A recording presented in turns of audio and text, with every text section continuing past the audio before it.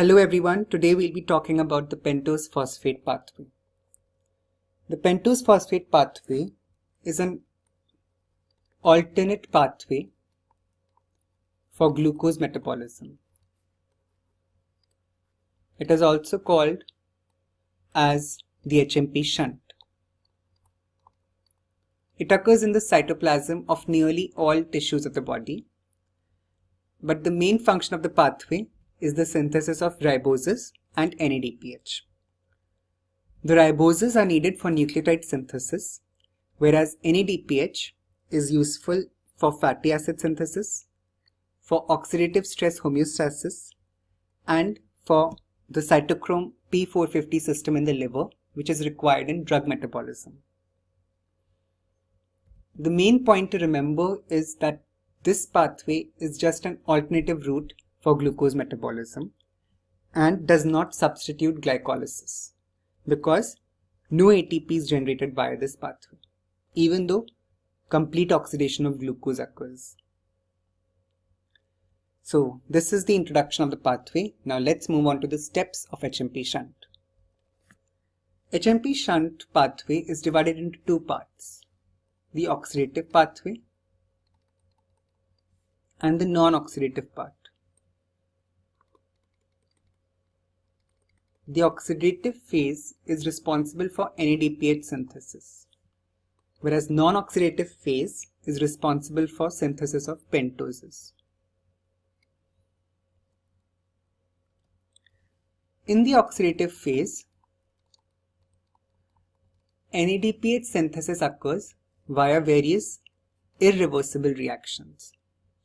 This pathway occurs only in those places in the body where NADPH is required for certain other pathways, like liver or the adrenal gland, adipose tissue, the thyroid, gonads, and the lactating mammary gland.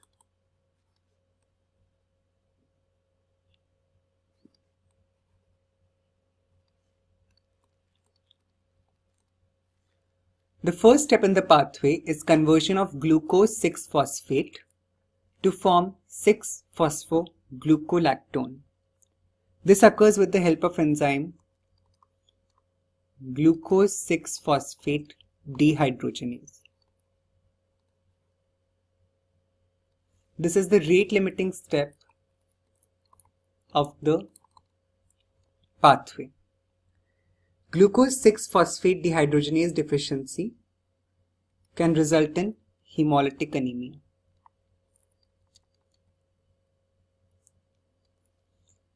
This enzyme is inhibited by elevated levels of NADPH in the body. Now, the 6-phosphoglucolactone forms 6-phosphogluconate, which then forms ribulose 5-phosphate. This occurs with the help of enzyme 6-phosphogluconate dehydrogenase.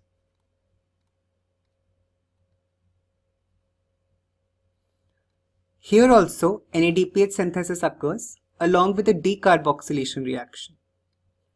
So 6-carbon compound is converted to a 5-carbon compound, which is ribulose 5-phosphate. The ribulose 5-phosphate now enters the non-oxidative phase of the cycle, which is responsible for synthesis of pentoses. Here, the reactions that occur are all reversible reactions. This non-oxidative pathway usually occurs in the rapidly dividing cells of the body.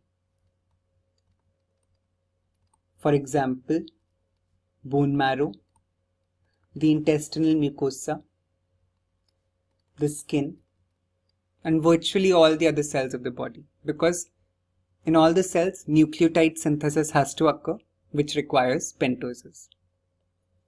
So first and foremost, this ribulose 5-phosphate forms its isomers with the help of enzyme 3-epimerase and ketoisomerase. It forms xylulose 5-phosphate and ribose 5-phosphate. These two then undergo trans-ketolase reaction. In trans-ketolase reaction, a ketose sugar donates 2 carbons to an aldose. Thus, the aldose will now become a ketose sugar, and this ketose sugar, which has donated the 2 carbons, will now become an aldose. So, xylulose 5-phosphate donates 2 carbon atoms to form a 7-carbon compound, which is pseudoheptulose 5-phosphate, and the remaining 3 carbons form a 3-carbon compound, which is glyceraldehyde 3-phosphate. Another transketolase reaction occurs between xylulose 5-phosphate and erythrose 4-phosphate. Here, xylulose 5-phosphate donates 2 carbons to the 4-carbon containing erythrose 4-phosphate. So 4 plus 2 becomes 6. So 6-carbon compound, that is fructose 6-phosphate, is formed, thus leaving a 3-carbon compound, glyceraldehyde 3-phosphate. This transketolase enzyme requires TPP as a cofactor. RBC transketolase activity is useful for estimating the thymine levels in the body. And thymine deficiency in the body results in a syndrome called as Wernicke-Korsakoff syndrome. And if there is deficiency of transketolase, then there is exacerbation of Wernicke-Korsakoff syndrome. Next, there is the last step of HMP shunt is trans-aldolase reaction. In trans-aldolase, 3 carbon atoms are transferred from the ketose to aldose sugar. So pseudoheptulose transfers 3 carbons to form a 6-carbon compound, fructose 6-phosphate, and it becomes a 4-carbon compound, erythrose 4-phosphate, which then undergoes a transketolase reaction. This fructose 6-phosphate can take part in glycolysis, or it can again resynthesize glucose 6-phosphate because it is an isomer of glucose 6-phosphate. So via ketose aldolase isomerism, it can form glucose 6-phosphate. Now, the clinical correlation of this pathway. We said that glucose 6-phosphate dehydrogenase deficiency can cause hemolytic anemia. Deficiency of this enzyme is the most common enzyme deficiency seen in all human beings, and it is X-linked recessive disease. Why does hemolytic anemia occur in this G6PD deficiency? We said that NADPH is required for oxidative stress metabolism, oxidative stress homeostasis. How does it maintain this homeostasis? Is by maintaining level of reduced glutathione in the body. Reduced glutathione acts as a free radical scavenger.